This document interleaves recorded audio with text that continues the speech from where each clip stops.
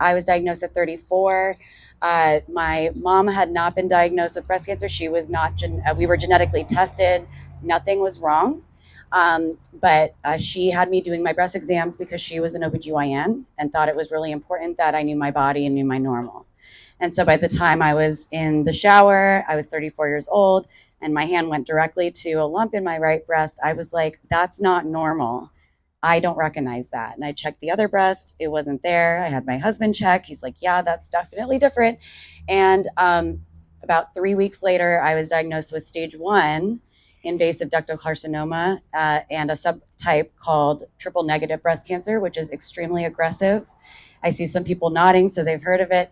That means that chemo works or it does not work. Basically, that's the end of the story. It affects primarily young people, as well as those that are in the Black community. So we have a lot of work to do here because I bet you the majority of you did not know some of those facts. Also, what's really important to emphasize is not only do young people get breast cancer, our organization has met with young women as young as 16. So teenagers do get it. But also that the majority of breast cancer comes from lifestyle factors.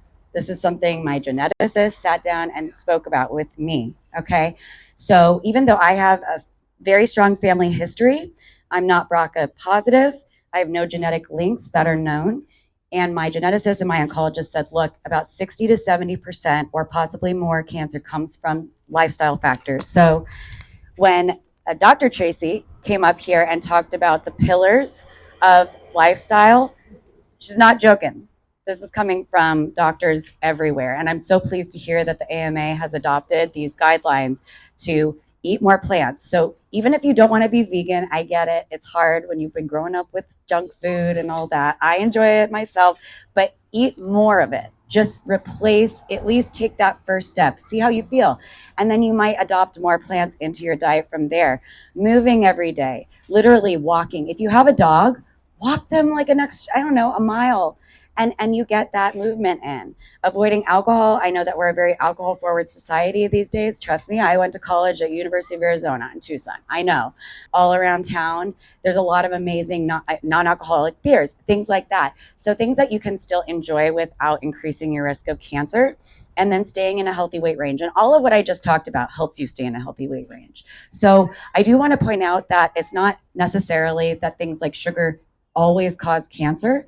It's that cancer and the cells adopt whatever that nutrient or that molecule is first. So if it's sugar, it's going to adopt it and it's going to grow on it and it's going to turn into fat. And when you have higher weight gain, then you're at higher risk for cancer. Okay, so it's all interrelated. Your body and what you take in is all interrelated, and it really, really does matter. I was stage 1, and I still had 16 rounds of very, very aggressive chemo and 4 surgeries.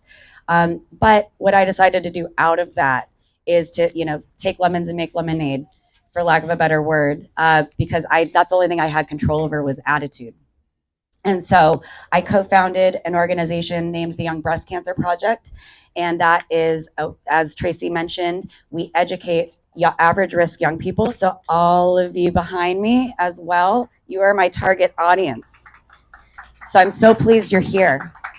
But really, it starts from the beginning. It starts by adopting healthy lifestyle factors and knowing what's normal. And who here doesn't think men can get breast cancer? Well, that's good. That's good. I kind of set us up for that, right? So yes, boys can get it too. You all have breast tissue. So it's very rare, but it's also important for you to know you're normal. So this doesn't just affect women, it affects men as well, non-binary folk, all kinds of people, anyone with breast tissue, which is everyone here, okay?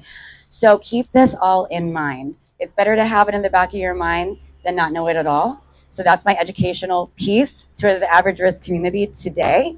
And as one of our pillars of how to prevent cancer, I want to introduce also my sister organization, Pink Strength, which is also founded and comprised of young survivors. And when I say young, I mean all of us were diagnosed under 40. Okay, and so they put the movement into cancer reduction as well as helping those that have been through cancer to move again and to maintain a healthy lifestyle, because recurrence is always possible. So again, if you have listened or heard anything today, make sure that you're doing your own breast exams. For women, 5 or 6 days after your period ends is the best time to do it. We also have a free app in partnership with an international organization, Know Your Lemons. It does not collect your data, but what it does do is it follows and tracks your symptoms, reminds you to do a breast exam, and it gives you verbiage to use for your healthcare provider if you do have an abnormality, so that you can advocate for yourself to get testing.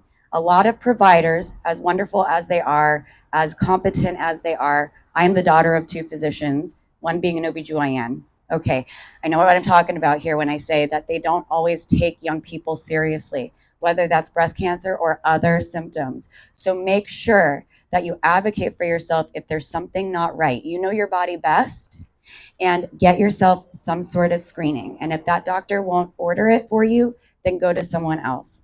Go somewhere else. Contact us and we can help you out. So I really, again, want to thank you all for this opportunity to have me and to listen to my story and the stories of all of us. We do have a booby booth as well that teaches you how to do a exam in a discreet manner. You can bring children, partners, whoever you want in there, and then we can give you some resources afterwards. So come stop by and say hello. Thank you.